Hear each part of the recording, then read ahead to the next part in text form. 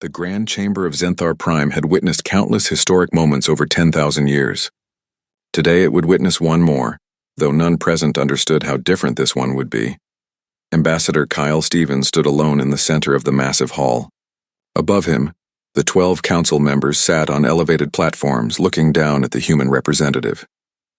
The architecture was designed to make visitors feel small and insignificant. It worked on most species. Kyle simply stood straight and waited. The Zethian chancellor spoke first. His voice echoed through the chamber with practiced authority. "Human, we have observed your species for 2 centuries now. Your expansion across the stars concerns us greatly." Kyle said nothing. He had learned that silence often revealed more than questions. "You spread across worlds like a plague," continued the chancellor. 47 colonies in less than 200 years.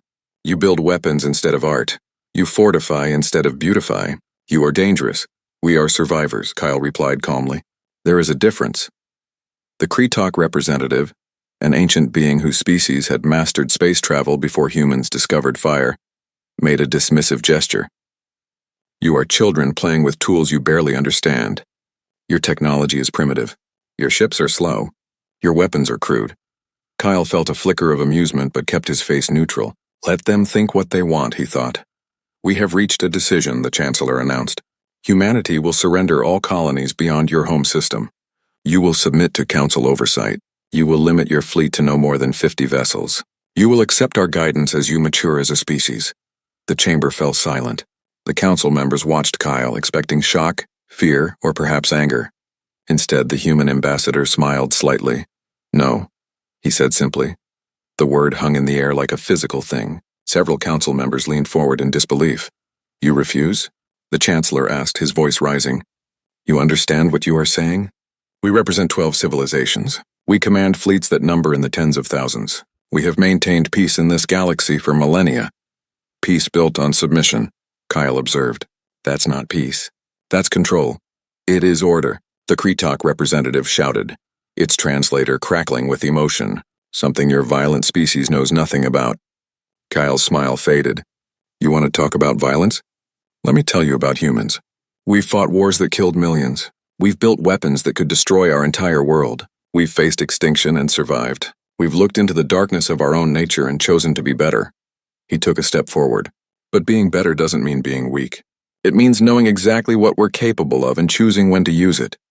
The chancellor stood, his full height impressive even at this distance. "You dare threaten this council?" "I'm warning you," Kyle corrected. "There's a difference. You see us as primitive because our ships don't have shields. You think we're weak because we use kinetic weapons instead of plasma. You believe you understand us because you've watched from a distance." He spread his hands. "But you don't know us. You don't know what we've survived. You don't know what we've learned. And you definitely don't know what we've prepared for." "Enough!"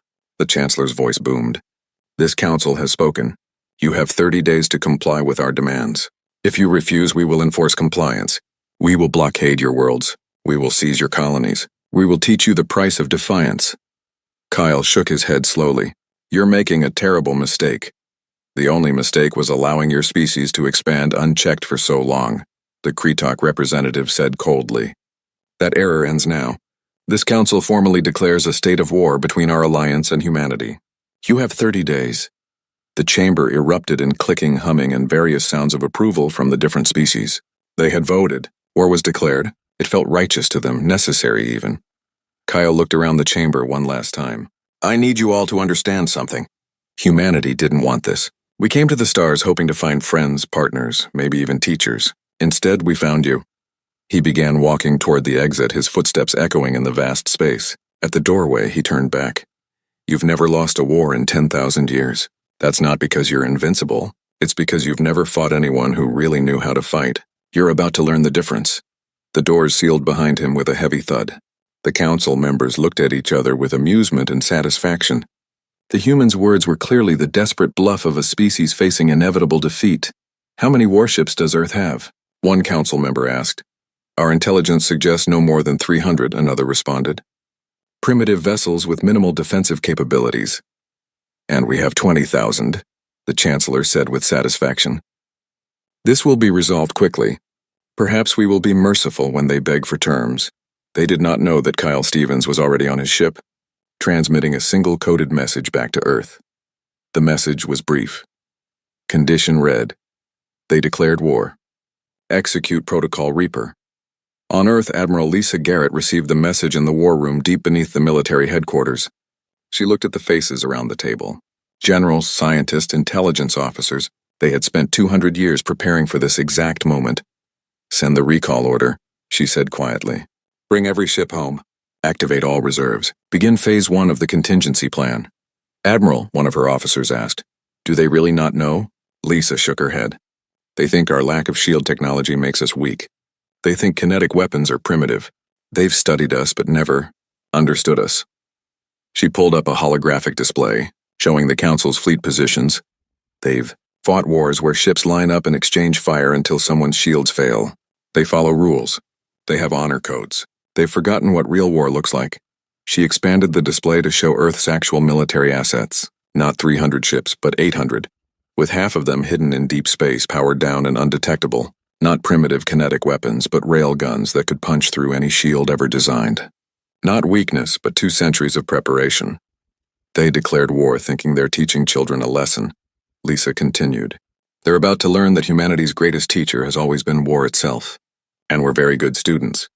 Captain Jack Morrison stood on the bridge of the Defiant reading the recall order. His crew looked at him with mixed expressions. Fear, excitement, determination. You heard the order, Jack said calmly. Plot a course for Earth, maximum speed. Battle stations. This is what we trained for.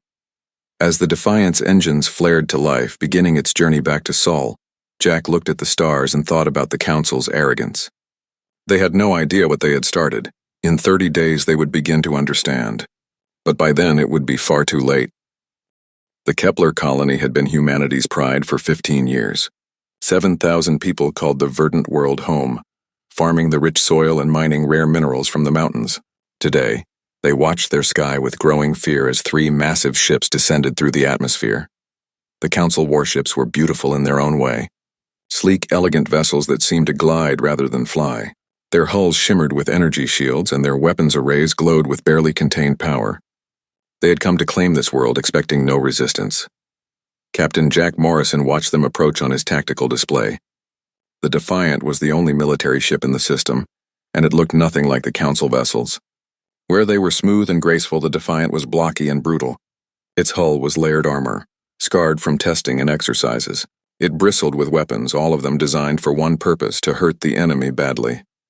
3 against 1, Commander Beth Turner observed from the tactical station. Those aren't good odds. No, Jack agreed. They're terrible odds. For them, the communication channel crackled to life. A Zethian commander appeared on the screen, his expression smug with confidence. Human vessel. This system now belongs to the Council. Power down your weapons and prepare to be boarded. Your colonists will be relocated. Resistance is futile. Jack leaned back in his chair. I've got a counter-offer. Turn around and leave. Right now. This is your only warning. The Zethian commander laughed. You face 3 warships with 1 primitive vessel. You have no shields. Your weapons cannot penetrate our defenses. Surrender or be destroyed. Okay, Jack said calmly. We tried. He cut the transmission and looked at Beth. Let's show them what primitive means. Target the lead ship. Full spread? The Council ships opened fire first. Plasma bolts screamed across space, enough energy to vaporize most vessels. The Defiant's hull lit up as the impacts hit, the armor superheating and glowing orange. Inside the ship, the crew felt the vibrations, but nothing more. The armor held. It was designed to withstand nuclear detonations. Plasma was uncomfortable, but manageable. Our turn, Jack said. Fire! The Defiant's railgun spoke with thunder. Tungsten rods, each weighing several tons, accelerated to 5% of light speed. They crossed the distance in seconds. The Council shields flared bright as they detected the incoming fire. Energy fields designed to deflect plasma and lasers activated at full power. The tungsten rods passed through them like they weren't even there. Physics didn't care about energy shields. A physical object moving at relativistic speeds carried kinetic energy that no field could stop. The first rod punched through the lead ship's hull, through its internal compartments and out the other side. Atmosphere vented into space. The second rod hit the engineering section. The ship didn't explode. It simply died, tumbling lifelessly through space. What just happened? The Zethian commander of the second ship screamed into his comm. Our shields didn't even slow them down. That's because shields don't work on solid matter, Beth explained cheerfully, though the council couldn't hear her. They only studied energy weapons. We studied everything. Lieutenant Ryan Clark launched from the Defiance fighter bay with his squadron, 12 small craft, each carrying a payload that made council scanners confused. The sensors identified them as primitive chemical rockets. The council point defenses didn't even bother targeting them. That was a mistake. Ryan's fighter screamed toward the second council ship at full burn. Fox 2, Fox 2, he called out, launching his missiles. They weren't chemical rockets. They were nuclear weapons, each one a 5-megaton warhead. The council ship's shields could handle the heat and radiation of a nuclear blast. What they couldn't handle was the electromagnetic pulse and the shock wave of superheated gas. The shields flickered and failed. The ship's electronics went dark. Target disabled, Ryan reported, moving to attack the third ship. But the third council ship's commander had seen enough. His shields were useless. His weapons couldn't penetrate the human ship's armor. His sensors couldn't properly track the human fighters. Everything his training had taught him was wrong. He ran. Let him go, Jack ordered as Beth prepared to fire. We want him to report what happened here. Fear is a weapon too. The damaged council ship limped into hyperspace, its commander already broadcasting desperate warnings to the main fleet. The second ship, dead in space, was boarded by human marines. The crew surrendered immediately. On the bridge of the Defiant, the crew allowed themselves a moment of celebration. They had won the first battle. But everyone knew it was just the beginning. Admiral Lisa Garrett stood in the command center on Earth, watching reports flow in from across human space. The council had sent scout forces to a dozen colonies. Every single one had been repulsed. The council was learning that their intelligence had been very, very wrong. They thought we had 300 ships, she told her staff. We actually have 800. They thought our technology was primitive. It's just different. They thought we didn't have shields because we couldn't make them. She pulled up a holographic display. We didn't build shields because we ran the simulations. In ship-to-ship combat, heavy armor and bigger guns beat shields every time. Shields have to cover the entire ship. Armor only protects what matters. Shields drain power. Armor is passive. We chose the better option. Dr. Sophie Martinez, the chief scientist, added her analysis. We've been studying their technology from every probe and scout ship we've captured over the years. We know exactly how their shields work, what frequencies they use, what their limitations are. They know almost nothing about us. Because we let them think we were primitive, Lisa said. We let them underestimate us. And now they're paying the price. Director Amy Collins from Intelligence entered the room. The council is in emergency session. They're shocked by the losses. They're committing 40% of their fleet, about 8,000 ships. 8,000, Lisa repeated. Against our 800. They still think numbers will win this, won't they? A young officer asked nervously. Lisa smiled. Not if we fight smart. Jack Morrison just proved that 3 of their ships can't beat one of ours. But we're not going to fight fair anyway. Prepare Operation Hornet. It's time to teach them about swarm tactics. The Council's main fleet assembled near Tau Ceti. 8,000 warships. The largest military force ever gathered in known space. Their commanders were confident again. Yes, the initial scouts had been defeated, but that was just bad luck and surprise. With proper numbers and preparation, humanity would be crushed. Admiral Greg Holland commanded the 2nd Defense Fleet, hidden in the outer system. He watched the Council fleet organize itself in neat formations, perfect geometric patterns that looked impressive and made tactical sense for their style of warfare. They fight like they're on parade, he muttered. Beautiful formations, clear command structure, everyone in their proper place. His tactical officer grinned. And we fight like angry hornets. Exactly. Send the signal. Execute Operation Hornet. What the Council fleet saw next would haunt their military strategists for generations. The human capital ships, fewer than 100 of them, suddenly bloomed like deadly flowers. Each ship released hundreds of smaller craft. Fighters, drones, missiles, mines, autonomous weapons platforms. In seconds, the space around the human fleet filled with thousands of individual threats, each one small, fast, and carrying enough firepower to hurt a capital ship. The Council's large warships were designed for ship-to-ship combat. Their weapons were powerful but slow to track. Their shields protected against big hits but struggled with many small ones. Their tactics assumed orderly battle lines and clear targets. They got chaos instead. Captain Nina Hayes commanded the carrier Indomitable. Her ship alone released 500 fighters and 2,000 drones. All wings weapons-free. Target their engine blocks and communication arrays. Make them blind and slow. The fighters swarmed like insects, too many for the Council's targeting systems to track. Drones rammed into shield generators, overloading them with sustained impacts. Missiles split into cluster munitions, overwhelming point defenses. In the first 10 minutes, the Council lost 300 ships. Their commander tried to reorganize, to create a defensive formation. But the human fleet didn't cooperate. They didn't line up for honorable combat. They hit from multiple directions, retreated when pressed, and used the debris field of destroyed ships as cover. Lieutenant Commander Eric Zhang unveiled his latest creation. Space mines that looked like debris until a ship got close, then activated and detonated. The Council fleet, trying to regroup, sailed right into the field. Explosions rippled through their formation. "This isn't warfare," the Council fleet commander shouted in frustration. "This is butchery. This is dishonorable." But there was no one to complain to. The humans didn't care about honor. They cared about winning. By the time Admiral Lisa Garrett's main fleet arrived, the Council forces were already breaking. Some ships fought bravely but uselessly. Others tried to run but were chased down by fighters. The beautiful fleet that had assembled so confidently was now wreckage and fleeing survivors. Lisa let them run. "Make sure some escape," she ordered. "We want the Council to know what happened here. We want them to be afraid." The Council war room on Zenthar Prime was in chaos. Reports flooded in from across their territory. Humanity wasn't defending. They were attacking. "They hit 3 of our colonies simultaneously," the Kreetok military commander reported, his ancient voice cracking with stress. "They appeared without warning, destroyed our orbital defenses, and left before reinforcements arrived." The Zethian chancellor slammed his hand on the table. "How is this possible? They should be protecting their own worlds, not attacking ours. Where is their homeworld fleet?" "Unknown," the intelligence officer admitted. "We cannot locate the majority of their ships. They appear, strike, and vanish. Our sensors cannot track them when they power down their systems." What the Council didn't understand was human stealth technology. Their ships used active sensors constantly, always broadcasting. Human ships could run silent, drifting in space like dead rocks, then light up their engines and attack before the enemy knew they were there. Captain Claire Nelson commanded the Shadow, humanity's first dedicated stealth ship.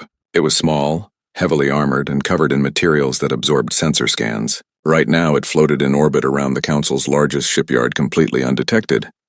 "Mark the targets," Claire whispered, though there was no need to be quiet in space. Her crew identified the 3 massive construction facilities where Council warships were built.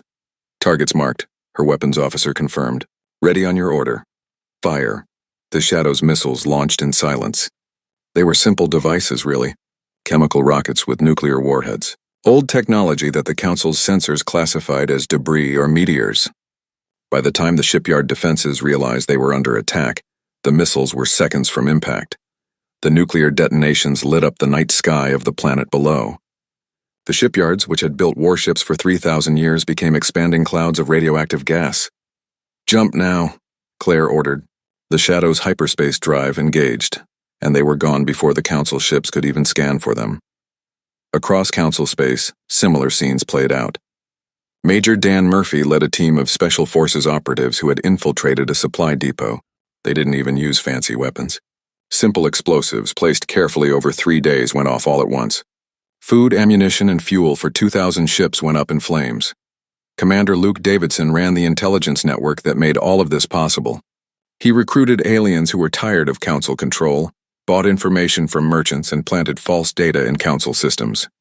He made sure that when the Council thought they knew where human ships were, they were actually somewhere else entirely.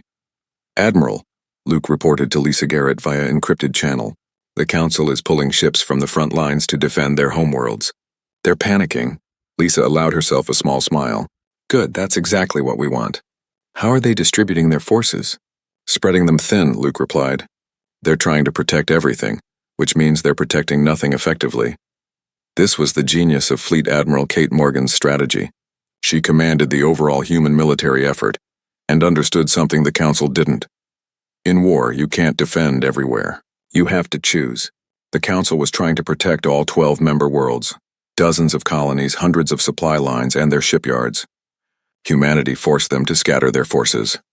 Meanwhile, the human fleet concentrated for a single massive strike. "All ships report ready," Admiral Lisa told Kate during their command briefing. We have 500 vessels assembled and ready to jump. Kate studied the tactical map. The Council has 800 ships defending Xanthar Prime. They think those numbers are enough. Are they? Lisa asked. Kate shook her head. Not against us. Not anymore. They still don't understand how we fight. Execute the jump. It's time to end this.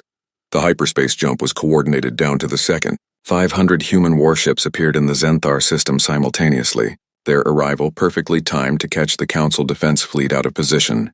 The Council commander had his ships in defensive orbits around the planet. Beautiful, symmetric patterns that looked good and followed all the rules of proper fleet deployment. Against an enemy who followed the same rules, it would have been effective. Humanity didn't follow rules. The human fleet came out of hyperspace already firing. Railguns spoke first, the tungsten rods crossing the distance before the Council ships could even bring their shields to full power. 3 ships died in the first 5 seconds. All wings launch, Captain Nina Hayes ordered from the Indomitable.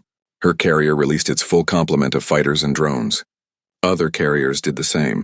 Thousands of small craft filled the space between the fleets. The Council tried to form up to create a defensive line, but Jack Morrison's Defiant led a squadron of heavy cruisers right through their formation, scattering them like bowling pins. Human ships could take hits. They were designed for it.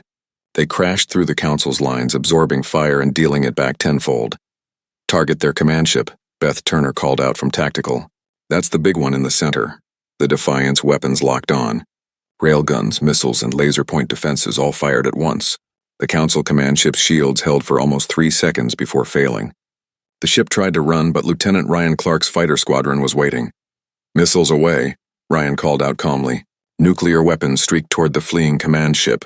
It died in a flash of light that could be seen from the planet below. The battle raged for 3 days. The Council ships fought bravely. They were experienced crews and good ships, but they were fighting an enemy they didn't understand, using tactics they had never encountered. Human ships used electronic warfare to jam their communications.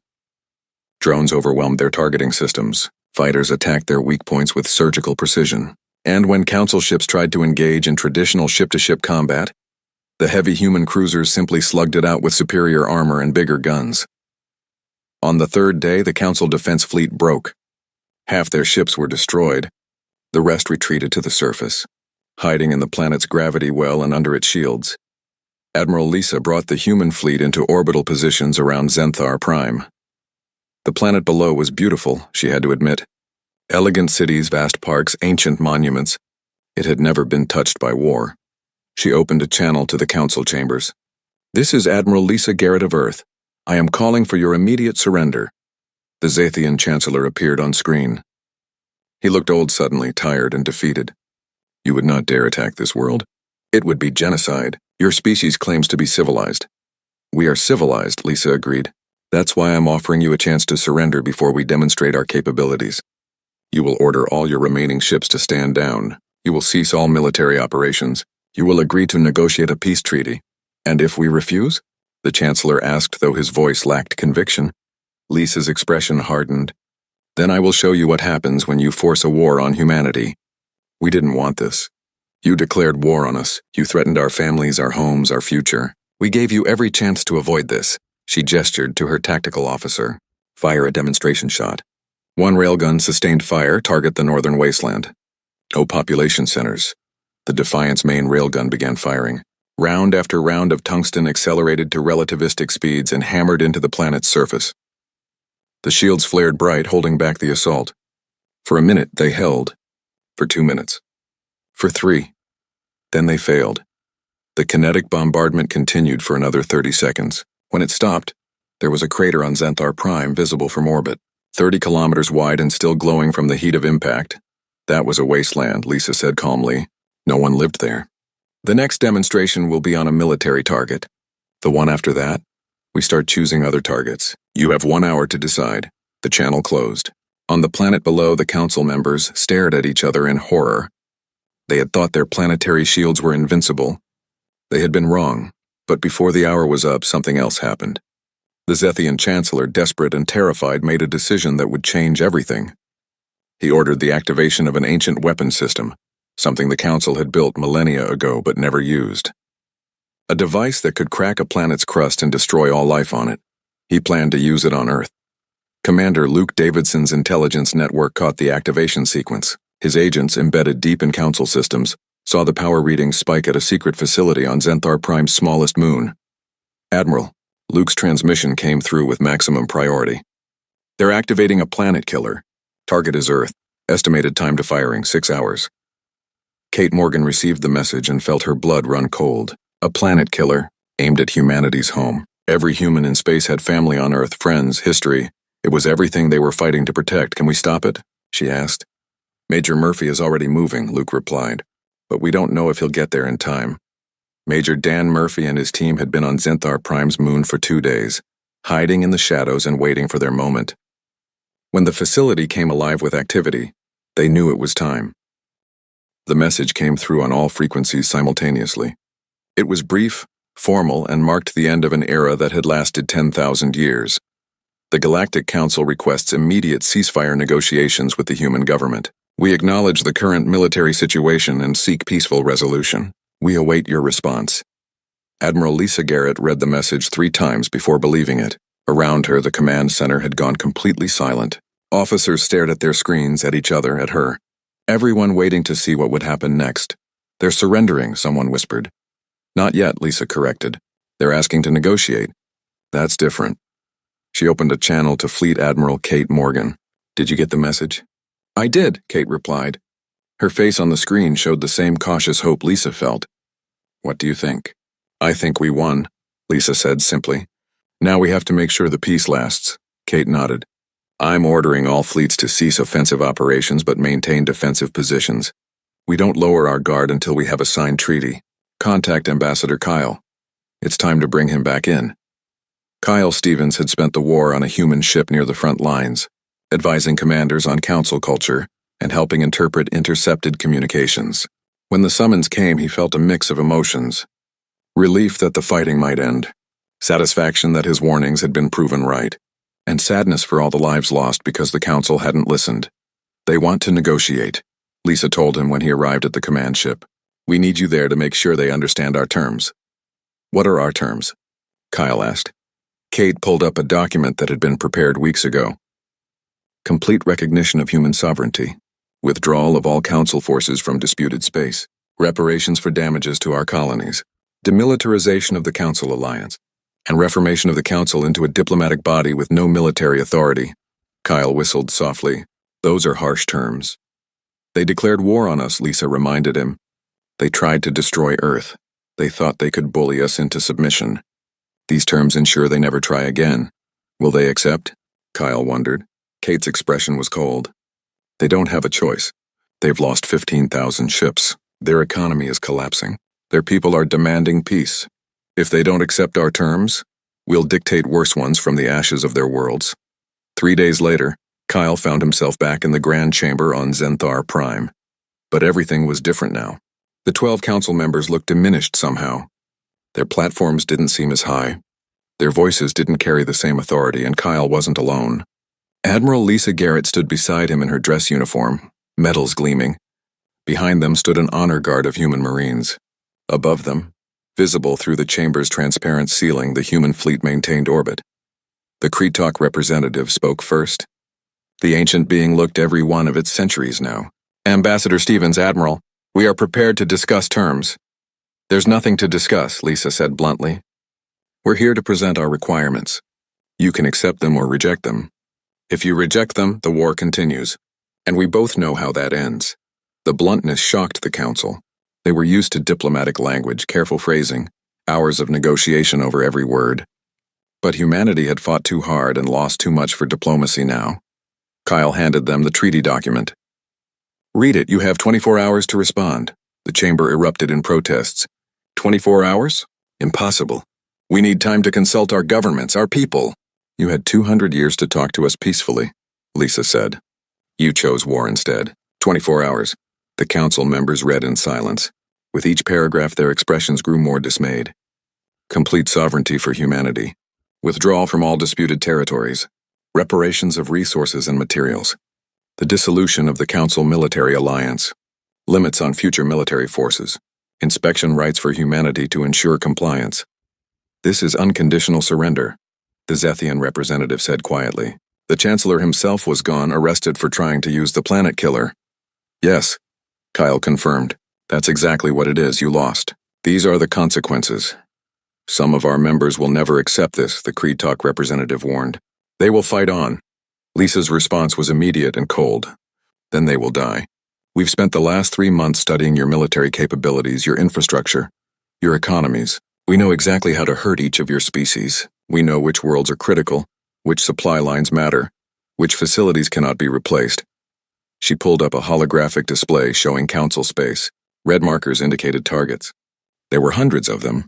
If any council member refuses the treaty, we will systematically destroy their ability to make war. We will blockade their worlds. We will seize their resources. We will make examples of them so brutal that no one will ever threaten humanity again. The chamber fell silent. They had seen what humanity could do when angry. No one wanted to see what they would do if truly ruthless.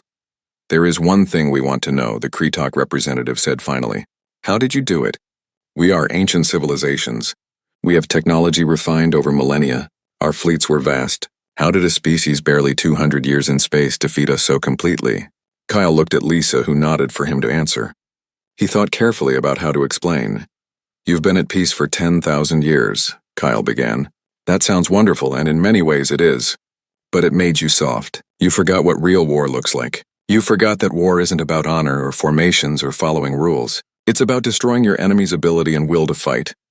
He walked to the center of the chamber, the same spot where he had stood when they declared war. Humanity has never known peace like yours. We've fought wars that killed tens of millions. We've built weapons that could end all life on our world. We've looked into the abyss and it looked back at us. We learned from all of that, Lisa added.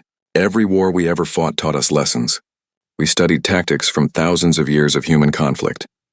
We understood that technology alone doesn't win wars. Strategy, tactics, morale, logistics, intelligence, all of these matter just as much. But most importantly, Kyle continued, we prepared. For 200 years, we knew we weren't alone in the universe. We found evidence of your existence early on. And we asked ourselves, what if they're hostile? What if they attack us? So we prepared. Every ship we built was designed for war. Every colony had defenses. Every soldier trained for this day. You thought we were primitive because we didn't have shields, Lisa said. But we didn't have shields because we chose not to. We ran the simulations. Heavy armor and kinetic weapons beat shields in most scenarios. So that's what we built. You thought our weapons were crude, Kyle added. But railguns are simple, reliable, and devastating. Nuclear weapons are old technology, but they work. We didn't need fancy plasma weapons when simple physics could do the job better. The Kretok representative looked genuinely curious now.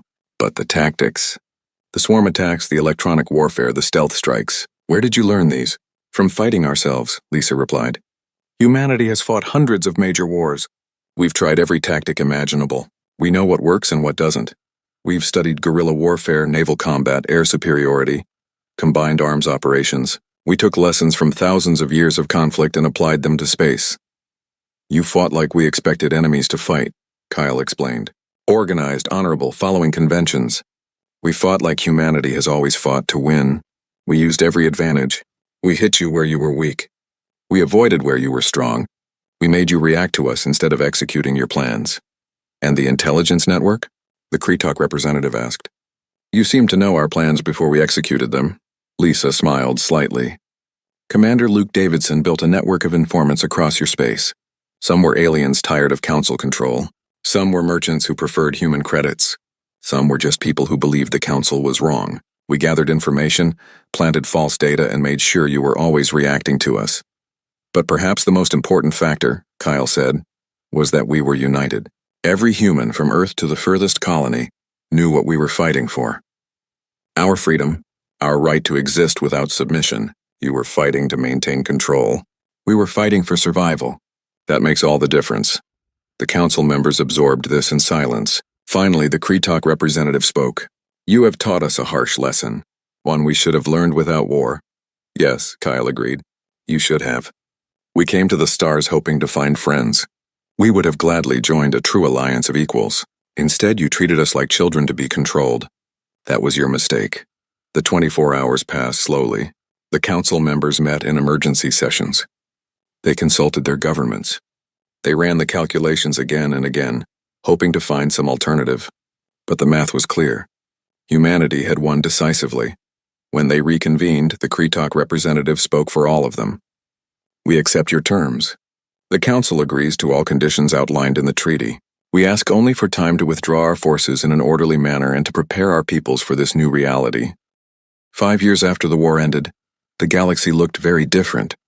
The memorial stood on a hill overlooking the valley where the first human colony outside Sol system had been established. It was simple in design, just black stone carved with names.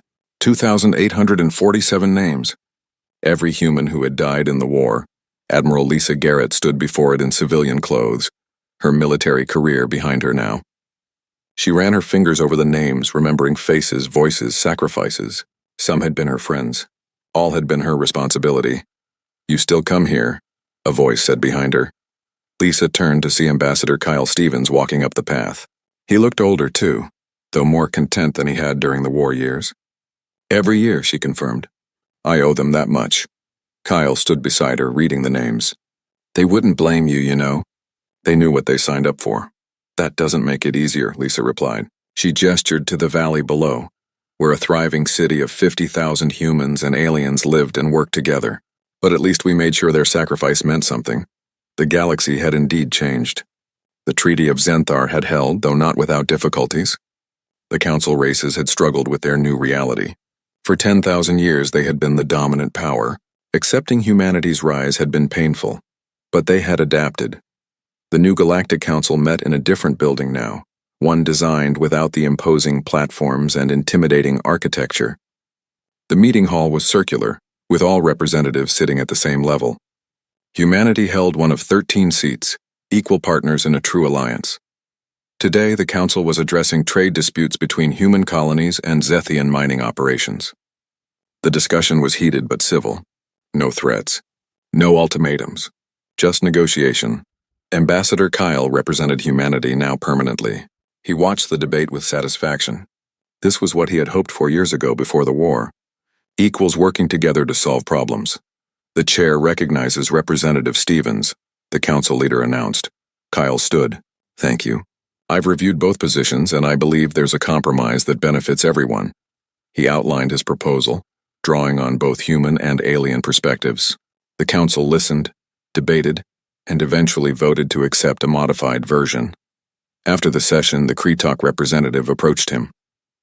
You have become quite skilled at Council politics, Ambassador. Kyle smiled. I had good teachers, even if the lessons were painful. Indeed, the ancient being agreed. Tell me truthfully, do you think your people have forgiven us for the war? Kyle considered the question carefully. Some have. Some never will. But most understand that it wasn't personal. You made a mistake based on fear and arrogance. You paid for it. Now we move forward. Your species is remarkable, the Kretok said. You defeated us completely, yet you chose mercy. You could have destroyed us, but instead offered partnership. Why? Because destroying you would have made us into what you feared we were, Kyle replied. We're not conquerors. We're explorers. We wanted to find our place in the galaxy, not rule it. The conversation was interrupted by Captain Jack Morrison, who had been attending the session as a military advisor. Ambassador, you're going to be late for the ceremony. Kyle checked his timepiece and swore softly. You're right. Will you excuse me? The ceremony was being held at the Human Military Academy on Earth.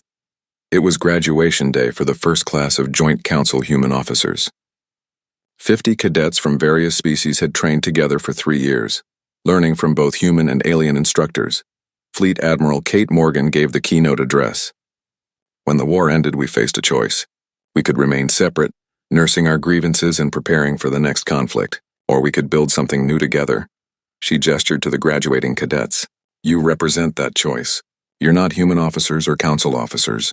You're the first generation of galactic officers. You've learned tactics from both traditions. You understand different perspectives. And most importantly, you know that former enemies can become friends. Lieutenant Ryan Clark stood among the instructors, feeling odd about teaching alien pilots, but he had to admit some of them were good. Really good. They brought different perspectives to combat flying, seeing solutions he never would have considered. After the ceremony, one of his students approached. She was Zethian, young by their standards, and had finished top of her class. Thank you, Instructor Clark. Your lessons were invaluable. Ryan felt awkward. 5 years ago, he had been dropping nuclear weapons on Zethian ships. Now he was teaching Zethians how to fly. You earned it. You're a natural pilot. I hope to never use these skills in war, she said seriously. But if I must, I will fight to protect the peace we have built. That's the right answer, Ryan replied. Across the galaxy, similar scenes played out. Dr. Sophie Martinez led a research team of human and alien scientists studying new technologies. They combined human innovation with alien knowledge, creating advances neither could have achieved alone. Captain Nina Hayes commanded a joint peacekeeping force, with human ships flying alongside former Council vessels. They patrolled the borders, responded to emergencies, and generally kept the peace. Her crew was mixed now, humans and aliens working side by side. Commander Beth Turner had retired from military service to teach at a university on one of the Council worlds. She lectured on the war, analyzing battles from both perspectives. Her most popular course was titled, How to Avoid the Mistakes We Made. Major Dan Murphy ran a special forces training program that shared human tactics with Council militaries. Not to prepare for war against each other, but to create a common defense force, capable of protecting everyone from external threats. Not everything was perfect. There were incidents. Some humans couldn't forgive the Council for starting the war. Some Council races resented humanity's dominant position. Trade disputes sometimes got heated. Cultural misunderstandings caused friction. But there was no more war. Commander Luke Davidson, now director of the Joint Intelligence Service, monitored threats to the peace. His network, which had once undermined the Council, now protected all member races. When extremist groups tried to restart conflicts, his team stopped them. It's harder than war in some ways, he told Director Amy Collins, who still ran human intelligence. During the war, we knew who the enemy was. Now we have to watch everyone, including ourselves. But worth it, Amy replied. Look at what we've built, she was right. In 5 years, trade between human and Council worlds had increased 500%. Joint colonies were being established. Cultural exchanges were common. Young humans studied on alien worlds, and alien children attended human schools. The galaxy was learning to live together. On the 5th anniversary of the war's end, a grand ceremony was held on Zenthar Prime. Representatives from all 13 Council races attended, along with thousands of civilians from across the galaxy. Ambassador Kyle stood before the crowd, speaking into a microphone that broadcast across hundreds of worlds. 5 years ago, this system witnessed the final battle of a war that should never have happened. Today we gather to remember the fallen and celebrate the peace they made possible. Behind him, a monument was unveiled. It showed figures from all the Council races and humanity standing together. The inscription read in multiple languages. From the ashes of war, we built a lasting peace. May we never forget the cost or the lesson. Admiral Lisa Garrett was there, standing with other veterans from both sides. She found herself next to a Zethian admiral who had commanded one of the fleets she had fought against. I lost many good people in that war, the Zethian said quietly. So did I, Lisa replied. They stood in silence for a moment, two old warriors remembering the dead. Then the Zethian extended a hand. To the future, then. May we never need to fight again. Lisa took the offered hand. To the future. Later, at a private gathering, the key figures from the war came together. Kyle, Lisa, Kate, Jack, and others from humanity. Representatives from the Council races who had fought against them. They ate together, sharing stories and memories. Do you think it will last? Someone asked. The peace, I mean. Kate considered the question. Nothing lasts forever. But we've built something strong. We've shown that former enemies can work together. We've created institutions and relationships that benefit everyone. Will there be conflicts? Yes. Will there be disagreements? Absolutely. But another war like the last one? I don't think so. Everyone remembers how that ended. Jack raised his glass. To the Council for teaching us that we weren't alone, and for learning, eventually, that we weren't inferior. To humanity, the Kretok representative responded. For teaching us that young doesn't mean weak, and different doesn't mean wrong. The toast was drunk by all. As the evening ended and people departed, Kyle found himself alone with Lisa on a balcony overlooking the city. The planet that had almost been destroyed was now a symbol of cooperation. Human and alien architecture blended in the skyline. Ships from a dozen races moved through the sky. Was it worth it? Lisa asked quietly. All the death, all the destruction. Was this worth that price? Kyle thought about the question for a long time before answering. The war shouldn't have happened. The Council should have listened. We should have found a diplomatic solution. But asking if the peace we built